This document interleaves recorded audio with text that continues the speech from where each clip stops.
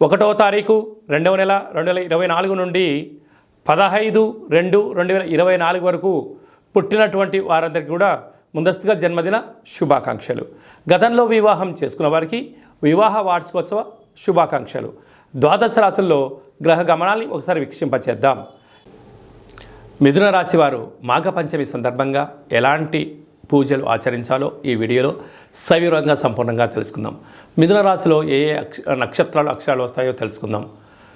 మృగశిర నక్షత్రంలోని 3వ పాదం, 4వ పాదం, ఆరుద్ర నక్షత్రంలోని 4 పాదాలు, పునర్వసు నక్షత్రంలోని 1, 2, 3 పాదములు కలిపితే మిథున రాశి అవ్వడం జరుగుతుంది.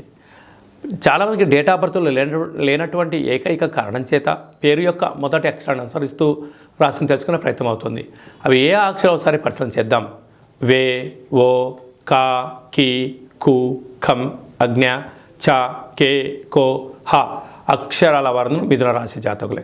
మిథున రాశి యొక్క అధిపతి బుధుడు అవ్వడం ఈ యొక్క మాఘ పంచమి సందర్భంగా చిలకపచ్చ అంటే మనకు పెసలు ఏ రంగు అయితే ఉంటాయో ఆకుపచ్చ రంగు వస్త్రాలను ఆ పెసలను నైవేద్యంగా అమ్మవారికి ఏర్పాటు చేసి ఆ అమ్మవారి దగ్గర అర్చన చేసుకొని ఆ విభూతిని ఆ వస్త్రాలని సమర్పించడం వలన ఆ ఆకుపచ్చ రంగుల గాజులతో అమ్మవారికి అలంకరించినట్లయితే వీరికి బుద్ధికి జ్ఞానానికి అద్భుతమైన విజయం వీరి సొంతమవుతుందని చెప్పి గమనించాలి.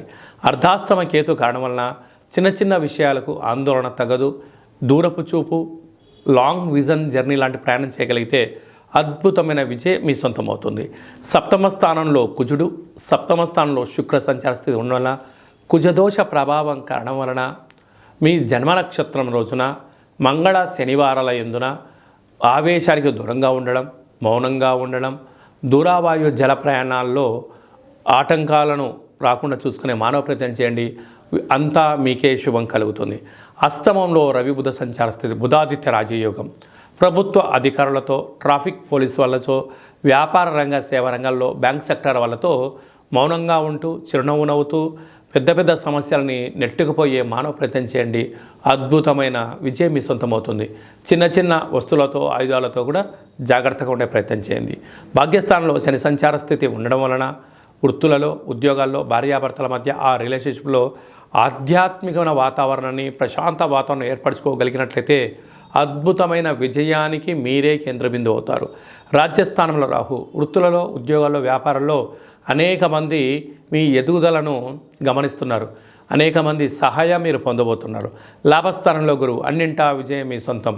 స్వయం వృత్తులు, సేవారంగాలు, వ్యాపారాలు, అలాగనే ఆధ్యాత్మిక రంగంలో ఉండబడిన, మీడియా రంగంలో ఉండబడిన అందరికీ చాలా మంచి కాలం కనుక అమ్మవారి సేవ చేద్దాం. అద్భుతమైన బుద్ధి జ్ఞానాన్ని పొందుదాం.